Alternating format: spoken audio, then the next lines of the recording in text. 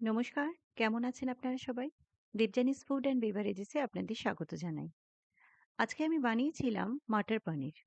ভাবলাম রেসিপিটা আপনাদের সাথে শেয়ার করি। মটর পনির হয়তো সবাই বাড়িতে বানিয়ে থাকে, কিন্তু আজকে আমি যেভাবে বানিয়েছি সেটা একটু অন্যরকম। আমি জানি না এভাবে আপনারা বানান কিনা, কিন্তু এভাবে বানালে টেক্সচারটা হবে একদমই ক্রিমি আর টেস্টি তো হবেই। গ্রেভিটা কিন্তু খেতে দারুণ লাগবে। চলুন রেসিপিটা দেখে নিই। মাটার পানির বানানোর জন্য আমি এখানে নিয়ে নিয়েছি হাফ কাপ মতো মটরশুঁটি। তার সঙ্গে নিয়েছি কিউব করে কাটা পনির। তার মধ্যে নিয়েছি আরেক জায়গায়ও পনির আর একটু কাজু, আর তার সাথে আছে টমেটো, আদা আর কাঁচা লঙ্কা। প্রথমে টমেটো, আদা আর কাঁচা লঙ্কাটা আমি একটা পেস্ট বানিয়ে নেব সামান্য একটু জল দিয়ে। এখানে আমার জল ফুটে গেছে, এর মধ্যে আমি মটরশুঁটিগুলো ছেড়ে দিচ্ছি। আর দিয়ে দিচ্ছি সামান্য একটু চিনি, যাতে মটরশুঁটিগুলোর রং নষ্ট না হয়ে যায়। এটাকে একটু ফুটিয়ে নেব। খুব বেশিক্ষণ ধরে কিন্তু এটাকে ফোটাবো না। এটা দেখুন একদমই কিন্তু হয়ে গেছে। এবার এটাকে নামিয়ে নেব। এবার এখানে কড়াইতে আমি দিয়ে দিচ্ছি সামান্য একটু তেল। তেলটা একটু গরম করে নিয়ে এর মধ্যে আমি পনিরগুলোকে দিয়ে একটু ফ্রাই করে নেব।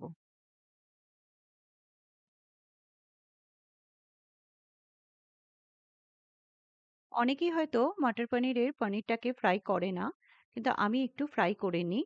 এতে খেতে ভালো লাগে, আর যেহেতু এটা কেনা পনির, পনিরের একটা গন্ধ থাকে নিজস্ব, সেটা কিন্তু এটাতে বেরিয়ে যায়। আর সামান্য একটু নুনও আমি এর মধ্যে দিয়ে দিয়েছি। খুব বেশিক্ষণ ফ্রাই করব না, এটা হালকা করে একটু ফ্রাই করে নেব। এখানে দেখুন এটা কিন্তু ফ্রাই হয়ে গেছে, এর থেকে বেশি কিন্তু আর করব না। খুব শক্ত করে কিন্তু এটাকে ভাজবো না। এবার সামান্য আরেকটু তেল দিয়ে এর মধ্যে আমি কিছুটা পরিমাণ কাজু, এটা আমি আলাদা করে কাজুটা নিয়েছি। ১ মুঠো মতো কাজু আমি এখানে লাল, লাল করে ভেজে নিচ্ছি। এই কাজুটা কিন্তু আমার গ্রেভির মধ্যে যাবে আলাদা করে পনিরের সাথে।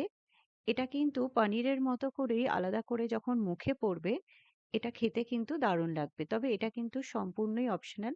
আপনারা চাইলে এটা কিন্তু স্কিপ করতে পারেন।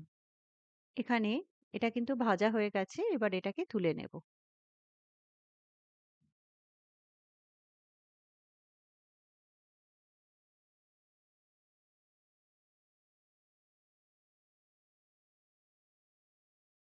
এবার এই তেলের মধ্যেই আমি সামান্য আরেকটু ঘি দিয়ে দিচ্ছি।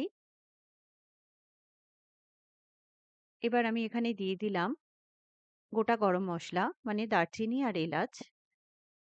এটাকে একটু গরম হতে দেব। এটা ভাজা হয়ে গেলে এর মধ্যে দিয়ে দেব গোটা জিরে।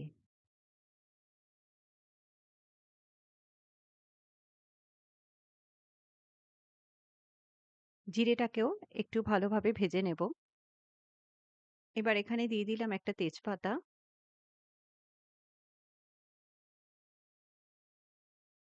এবার যেই মসলাটা আমি টমেটো, আদা আর কাঁচা লঙ্কার পেস্টটা ছিল, সেটা কিন্তু আমি এর মধ্যে দিয়ে দিলাম।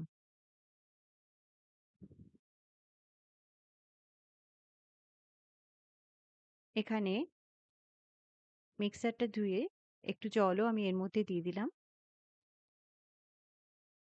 এটাকে ভালো করে কষিয়ে নিতে হবে।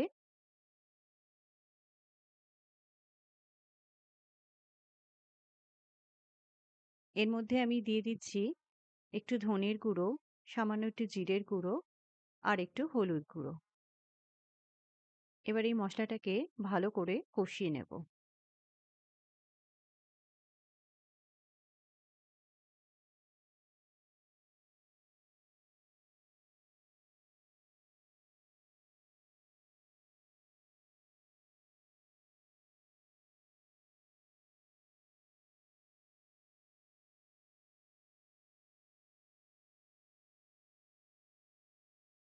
এরই মধ্যে আমি দিয়ে দিচ্ছি সামান্য একটু কাশ্মীরি লঙ্কার গুঁড়ো।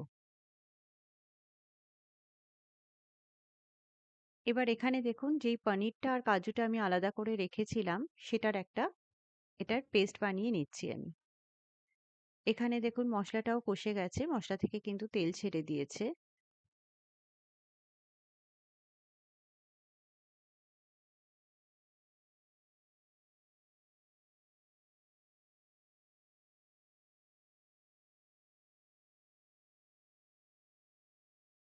মশলা কিন্তু সবসময় খুব ভালো করে কষিয়ে নেবেন, তাহলে কিন্তু রান্নার টেস্টটা অনেক বেশি ভালো আসে। এবার যে কাজু আর পনিরের পেস্টটা বানিয়েছিলাম ওটা এরই মধ্যে দিয়ে দিলাম। এই পেস্টটাতেই কিন্তু এটার টেক্সচারটা ভীষণভাবেই ক্রিমি আসবে আর খেতেও কিন্তু দারুণ লাগবে। আমি মিক্সিটা ধুয়ে সামান্য একটু জলও এখানে দিয়ে দিলাম।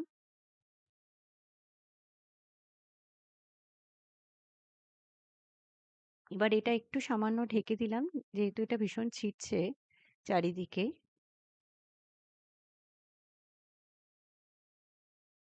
এবার দেখুন এখানে কিন্তু জলটা অনেকটাই শুকিয়ে এসছে।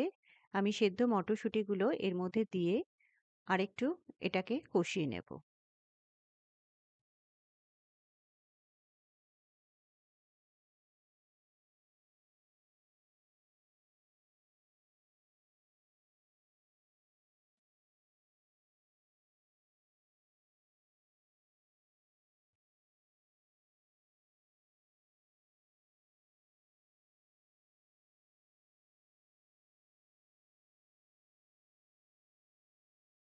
এবার এর মধ্যে দিয়ে দিলাম সামান্য একটু গরম জল।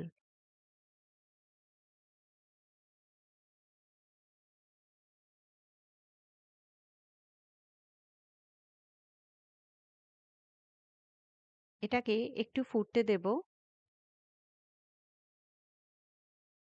এবার এর মধ্যে দিয়ে দিচ্ছি পরিমাণ মতো নুন আর দিয়ে দেব সামান্য একটু চিনি। চিনিটা অবশ্যই এখানে দেবেন, স্কিপ করবেন না। কারণ যেহেতু এখানে পেঁয়াজ রসুন ছাড়া রান্না করছি, সেহেতু চিনিটা না দিলে কিন্তু এটার টেস্টটা ভালো আসবে না। এখানে আমি কয়েকটা কাঁচা লঙ্কা চিড়েও দিয়ে দিয়েছি। এটাকে একটু ভালো করে ফুটিয়ে নেব।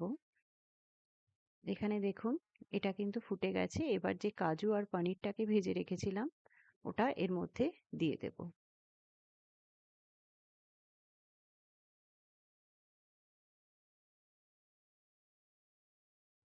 এর মধ্যে আমি দিয়ে দিচ্ছি কিছুটা পরিমাণ কসুরি মেথি, হাতে ক্রাশ করে আমি এখানে দিয়ে দিলাম। এবার একটু কিছুক্ষণের জন্য ঢেকে দেব, যাতে কসুরি মেথির গন্ধটা এর মধ্যে ঢুকে যায় ভালো মতো।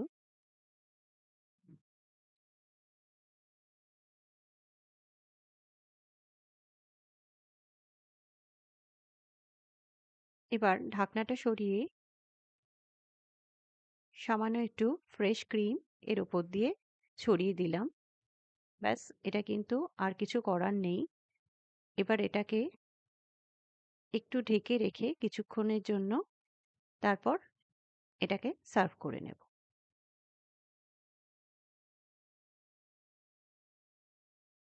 নিন, তৈরি হয়ে গেল মটর পনির। আপনারা নিশ্চয়ই দেখে বুঝতেই পারছেন এটার টেক্সচারটা কতটা ক্রিমি এসছে আর গ্রেভিটা কত সুন্দর এসছে। একদমই থকথকে একটা গ্রেভি, আর এটার টেস্টটাও কিন্তু দারুণ লাগে খেতে। আপনারা লুচি, পরোটা, এমনকি জিরা রাইস, নান, যেকোনো কিছুর সাথেই কিন্তু এটা খেতে পারেন। এটা এতটাই টেস্টি হয় খেতে। আমার মনে হয় আজকের রেসিপিটা আপনাদের ভালো লেগেছে। আপনারা অবশ্যই এরকমভাবে একবার বানিয়ে দেখবেন। এটা আপনাদের ভীষণই ভালো লাগবে খেতে। আমার রেসিপিটা যদি ভালো লেগে থাকে তাহলে আমার চ্যানেলটাকে একটা লাইক, শেয়ার, সাবস্ক্রাইব করতে কিন্তু ভুলবেন না। আর বেল আইকনটা প্রেস করে দেবেন আমার পরবর্তী ভিডিও নোটিফিকেশন পাওয়ার জন্য। আর আমার চ্যানেলটাকে একটু ফলো করে দেবেন। আপনারা সুস্থ থাকুন, ভালো থাকুন, ভালো খান। ধন্যবাদ।